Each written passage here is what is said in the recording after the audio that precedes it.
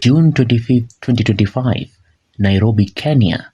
The streets are alive with the voices of Generation Z activists marching to commemorate a year since the deadly 2024 anti-finance bill protest. But amidst the chance for justice, one voice has gone silent. Ndiang'ui Kinyagia, a 35-year-old IT expert and outspoken blogger, has vanished. His disappearance has sparked outrage, a high court showdown, and questions about state-sponsored abductions in Kenya. Today we unravel the mystery of Ndiang'ui Kinyagia, who he is, why he might have been targeted, and what his case means for Kenya's future. Buckle up for a story of courage, repression, and the nation's fight for truth. Mr. Amin to produce Mr. Ndiang'ui Kinyagia on the 1st of July 2025 at 11 a.m. Ndiang'ui Kinyagia isn't just a name.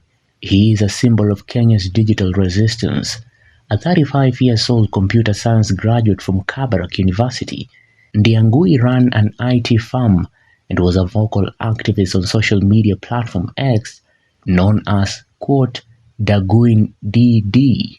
His posts were sharp, critical, and reached millions.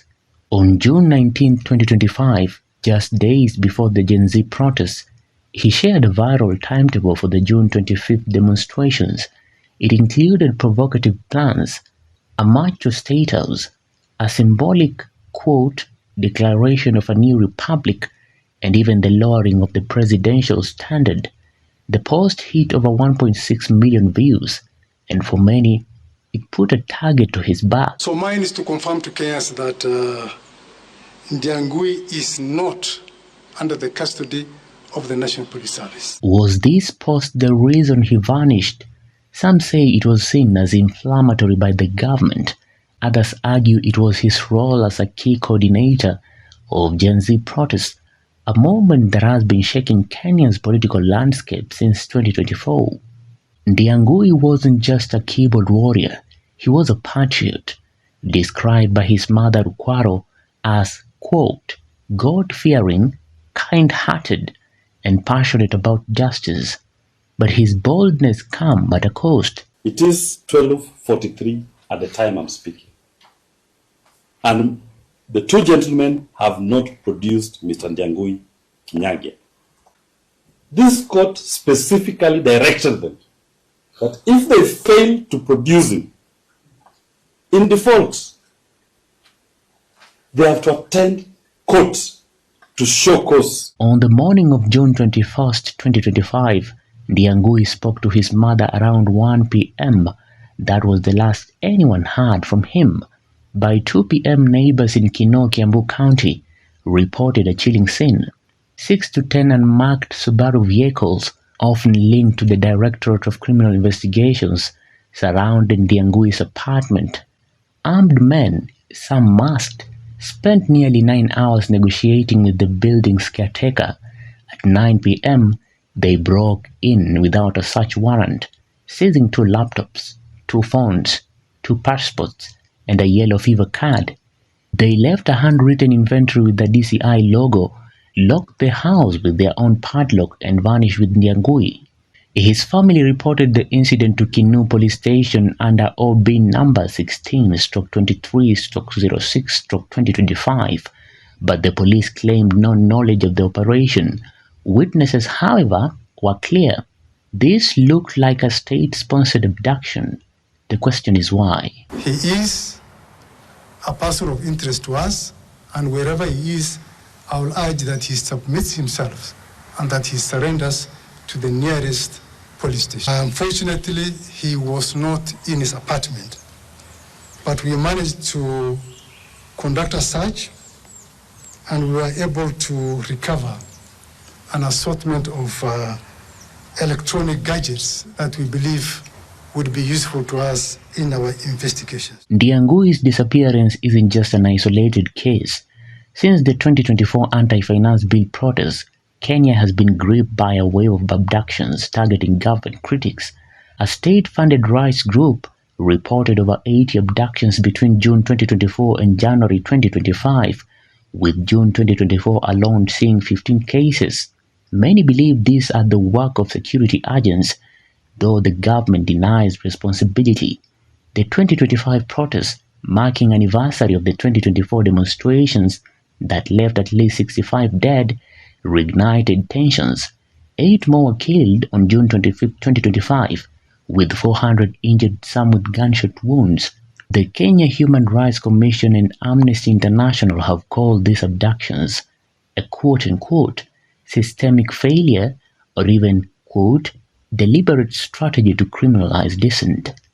3 other activists, John Mulingwa Nzau, Mark Amiani, and Francis Mutunge Mwangi, were arrested on June 26, 2025 on what riot groups call quote-unquote trumped-up charges. The pattern is clear. Silence those who speak out. On June 30, 2025, the Law Society of Kenya took the fight to Milimani High Court, filing a habeas corpus petition to compel the police to produce Ndiang'ui, dead or alive. Justice Chacha Mwita didn't miss words. So we all agree there is no production, but I can see they are not here. I'm only seeing Mr. Maro. He's not the DCI, he's not the IG. So if we are operating under the rule of law, the 2 gentlemen should be in court, doing the explanations which counsel is purporting to do from the back. Because underlying all this is the liberty and the life of a citizen at stake. And since the DCI officers were the last people to be in that residence, conducted a search, and this person disappeared, and as contradictory as the inventories are, we need an explanation from the DCI where the second petitioner is, and explain the whereabouts of the second petitioner or produce him in court. DCI boss Amin claimed Ndiang'ui wasn't in custody, calling him a quote-unquote person of interest over his quote-unquote inflammatory post. He urged Ndiang'ui to surrender despite footage showing him being taken by armed men in Subarus. Justice Mwita, visibly frustrated, demanded, quote, produce Ndiang'ui Kinyagia whether dead or alive. The LSK argued that this wasn't just about one man, it was about Kenyan's constitutional freedoms and the rule of law. In social media, hashtags like Free Ndiang'ui Kinyagia trended nationally. Activists like Boniface Mwangi and senior counsel Paul Mwite warned that these abductions threaten free expression. The Kenya National Commission on Human Rights and the Independent Policing Oversight Authority are now under pressure to investigate. On July 1, 2025, a new twist emerged. An unconscious man resembling Ndiang'ui and showing signs of torture was found dumped by the roadside in Waka. Social media lit up with speculations, but no official confirmation has come from authorities or Ndiang'ui's family. Is this him? Is he alive? The silence from the police only fuels the outrage. This case isn't just about Ndiang'ui, it's about a nation at a crossroads. Will Kenya uphold its constitution, or will dissent continue to be silenced through fear? As we speak, Ndiang'ui Kinyagia's whereabouts remain unknown. His family waits, Kenya watches, and the world is listening. What happened to Ndiang'ui? Is he a victim of state repression? Or is there more to this story? Subscribe for more updates on this unfolding story. And let's keep the pressure on until Ndiang'ui is found. The fight for truth continues. Follow us for more updates on Ndiang'ui's case and Kenya's fight for justice. Share your thoughts in the comment section below.